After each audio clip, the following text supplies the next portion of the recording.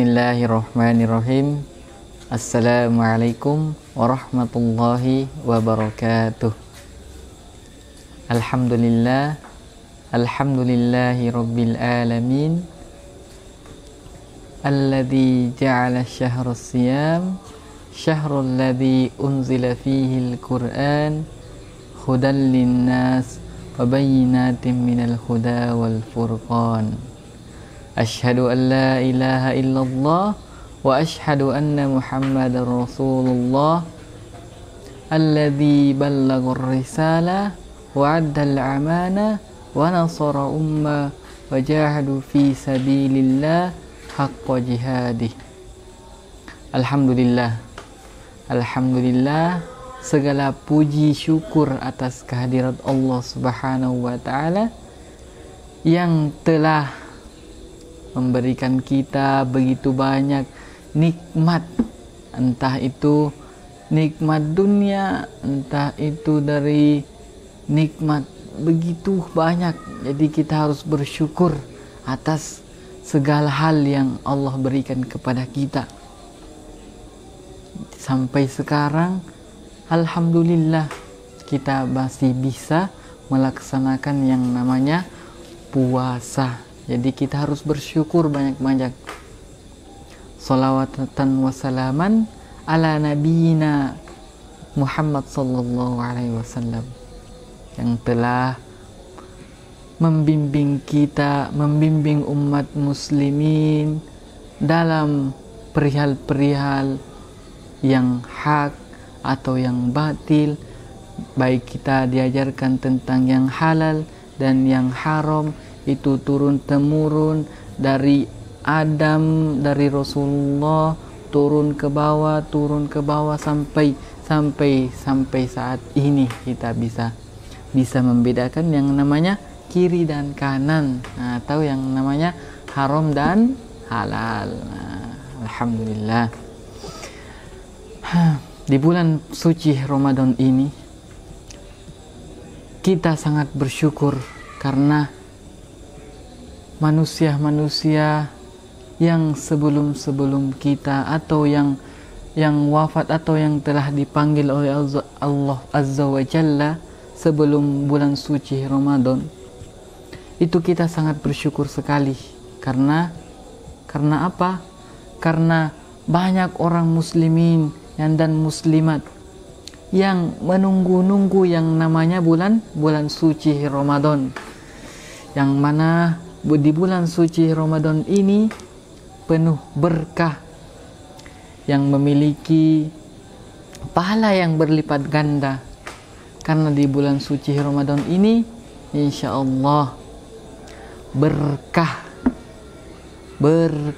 ya. Jadi kita harus sering-sering mengucapkan alhamdulillah. Jadi kita harus bersyukur banyak-banyak karena kita masih bisa dikasih kesempatan atau kesehatan agar bisa melaksanakan yang namanya ibadah puasa. Jadi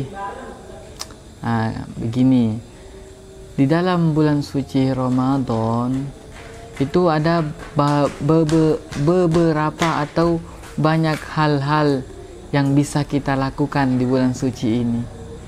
Baik diantaranya bersedekah, baik diantaranya melakukan yang namanya sholat. Apa yang sering dilakukan waktu malam? Yaitu sholat tahajud atau sholat tarawih. Dan juga ada sholat tarawih, itu sholat witir. Dan jangan lupa pula ada sholat diantara subuh dan zuhur. Apakah itu? Sholat duha. Jadi kita akan membahas yang namanya sholat duha. Ada keutamaan di dalam sholat duha. Ya, keutamaan sholat duha. Banyak orang di antara umat muslimin yang belum memahami keutamaan sholat duha. ternyata sholat duha bisa bernilai dengan sedekah dengan seluruh persendian.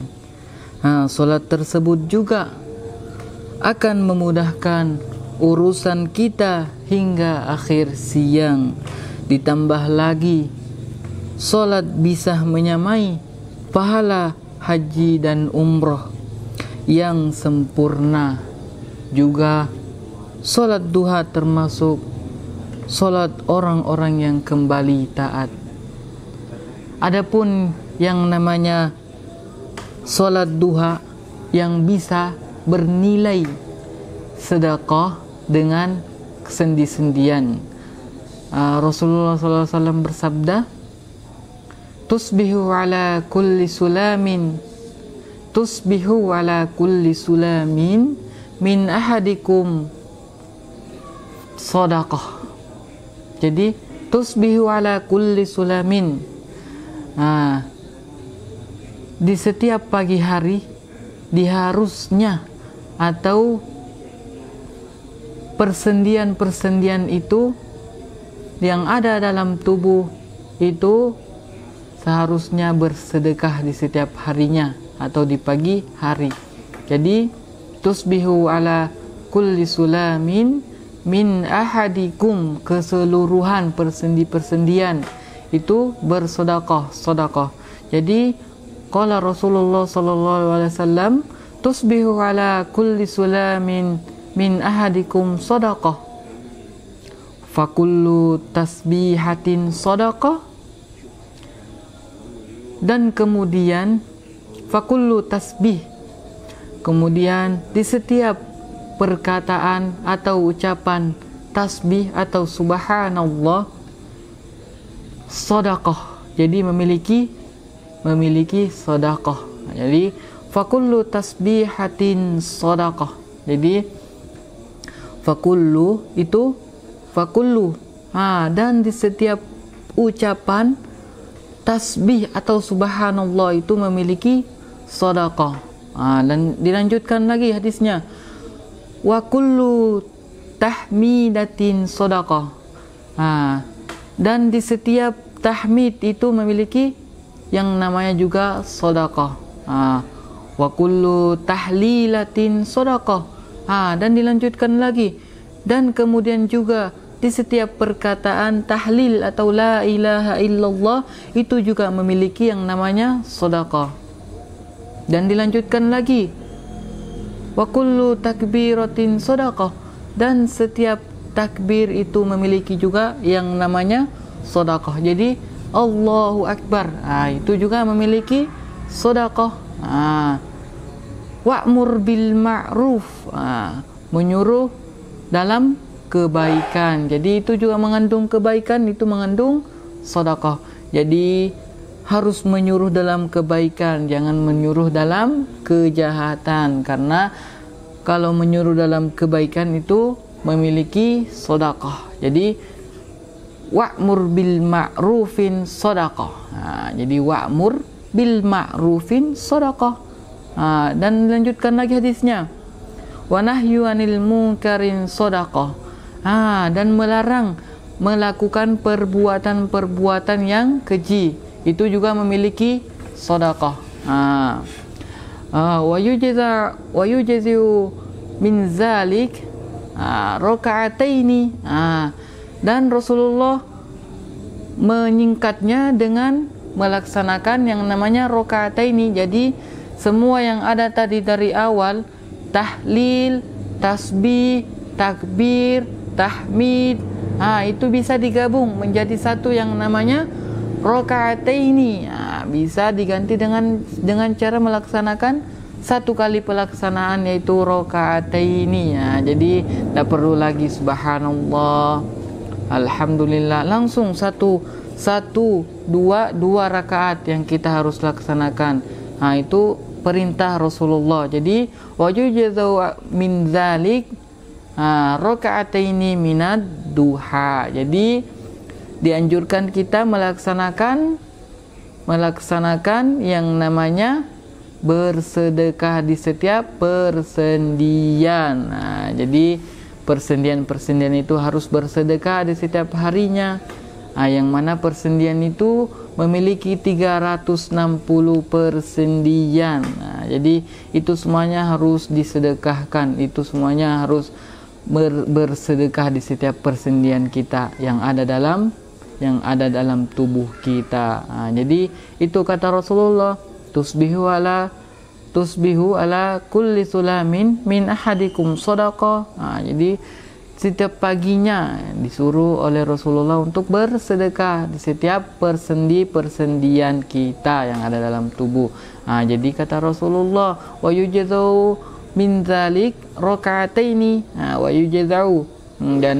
Dan tadi yang hadisnya itu dari mengucapkan fakullu tasbihatin shadaqah wa kullu tahlilatin shadaqah wa kullu tahmidatin shadaqah wa kullu apalagi wa kullu takbiratin shadaqah, itu dijadikan menjadi satu yang namanya disuruh melaksanakan yang mananya rakaataini minad duha. Jadi melaksanakan 2 rakaat minad duha dari salat duha. Jadi itu keutamaan pertama.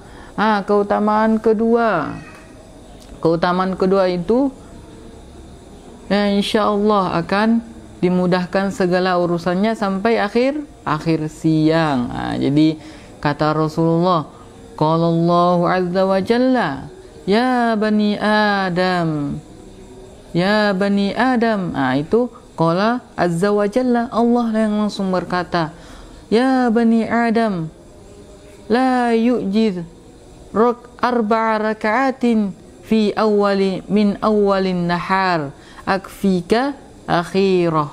Jadi Rasulullah SAW bersabda yang mananya Allah yang mengatakan qala Allah azza wa jalla.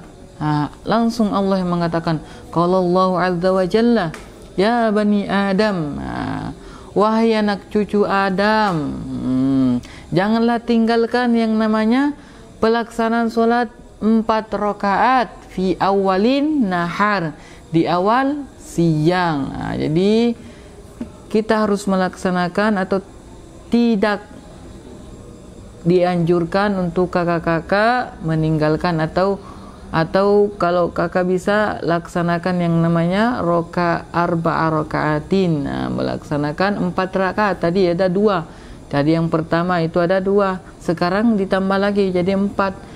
Ya, sebagaimana itu sebenarnya ada 12 yang dianjurkan oleh Rasulullah untuk sholat duha. Tapi itu tadi kemudahan itu yang satu. Terus ada yang kedua tadi, ada 4 rakaatan minad fi awal 4 rakaatin min awalin nahar. Jadi di awal siang kita harus mengerjakan 4 rakaatin. Itu perintah Rasulullah yang kedua tadi. Jadi akfika akhirah. Jadi akan dimudahkan segala urusannya di akhir siang. Jadi akhir siang itu boleh juga dikatakan sebelum asar, boleh juga dikatakan sebelum maghrib, itu juga bisa dikatakan akhir siang. Jadi dari siang itu urusannya insyaallah akan dimudahkan. Tapi jangan lupa pula juga,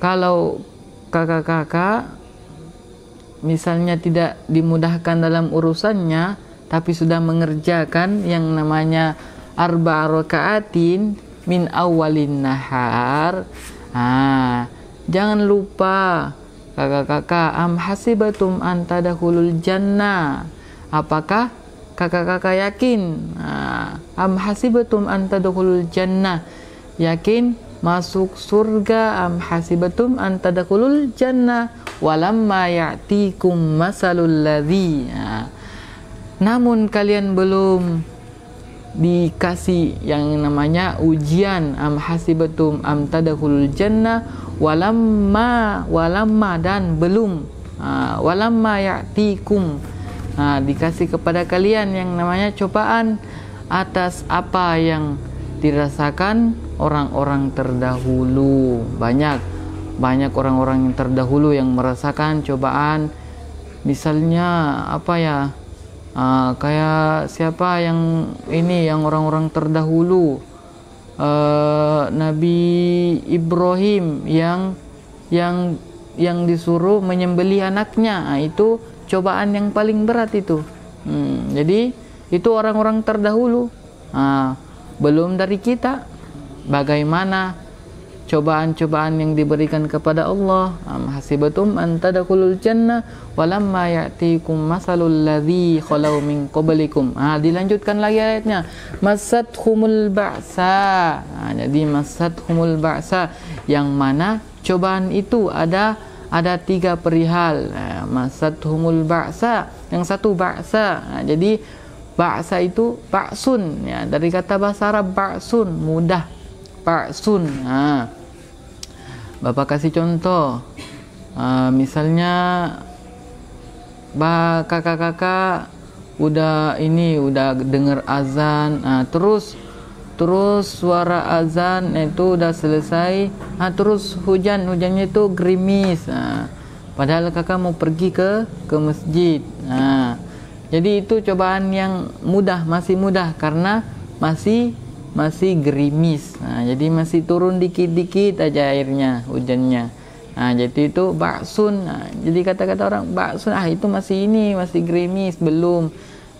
Dan lagi masatumul ba'sa wad dharra. Jadi yang kedua, dharra sedang. Jadi sedang, turun terus hujan, semakin turun deras. Itu dorun, itu sedang, masih sedang, belum. Terus ditambah lagi wazulzilu, itu petir menyambar. Wah, itu wazulzilu. Itu cobaan yang paling dahsyat. Wazulzilu. Jadi kalau kakak-kakak melewati semua cobaan-cobaan itu dari mudah, sedang ke yang paling atasnya, itu alhamdulillah. Jadi kakak-kakak harus banyak-banyak bersyukur. Tidak diberikan cobaan-cobaan yang berat sebagaimana yang dilakukan atau yang dicoba pada orang-orang yang terdahulu. Itu.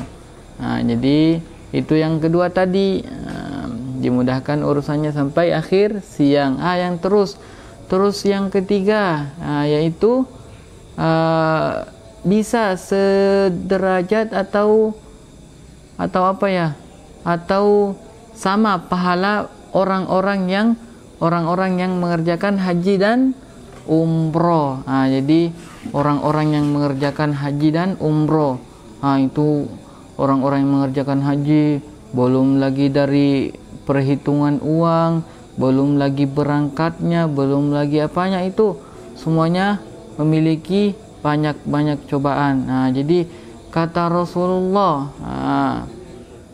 Rasulullah SAW bersabda, man shalla fi jama'atin atau man shallal ghadati fi jama'atin summa qa'ada yadhkurullah hatta tatlu asy-syamsi summa shalli raka'ataini fakanat lahu ka'ajrin haji wal umrah. Faqala Rasulullah sallallahu alaihi wasallam tammatan. Yang artinya yaitu man shallal ghada, barang siapa yang melaksanakan salat subuh fi jama'atin, berjamaah. Jadi barang siapa yang mengerjakan salat subuh berjamaah, summa qa'ada, dan terus dia berdiam diri, terus yazkurullah, dan dia menyebutkan nama Allah atau berzikir, atau baca Al-Quran atau apa gitu, terserah, intinya menyebutkan nama Allah. Jadi yazkurullah hatta tatli'u syams, sampai terbitnya matahari. Jadi ketika ketika kakak-kakak melaksanakan sholat subuh berjamaah, kalau kakak-kakak nanti habis sahur, jangan langsung tidur, tunggu azan, terus ke masjid menunaikan sholat subuh berjamaah. Terus kakak-kakak berdiam diri atau membaca ayat suci Al-Quran. Terus kakak-kakak menunggu hari naiknya matahari.